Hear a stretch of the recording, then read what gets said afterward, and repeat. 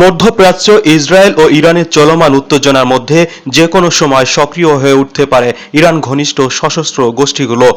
Israel ঘিরে চারপাশের বিভিন্ন দেশে ছড়িয়ে আছে এসব মিলিশিয়া বাহিনী। ইরান দ্রুত সময়ের মধ্যে এসব মিত্র গোষ্ঠীগুলোকে পুনরুজ্জীবিত করতে পারে। সংবাদ মাধ্যম আল জাজিরার এক প্রতিবেদনে এমন আশঙ্কার কথা তুলে ধরা হয়েছে। খবরে বলা হয়, গোষ্ঠীগুলো সক্রিয় হলে তা সমগ্র অঞ্চলকেই অস্থিতিশীল করে তুলতে পারে। খবরে আরও বলা হয়, যদিও ইরানের মিত্র মিলিশিয়া গোষ্ঠীগুলো চাপের মুখে আছে এবং তাদের সক্ষমতা কমেছে, তবুও তারা টিকে আছে।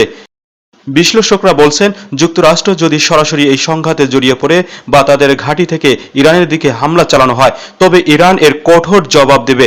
আর সে জবাব কেবল সরাসরি নয়, বরং মধ্যপ্রাচ্য জুড়ে তাদের সহযোগী গোষ্ঠীগুলোকেও সক্রিয় করে দেওয়া হতে পারে।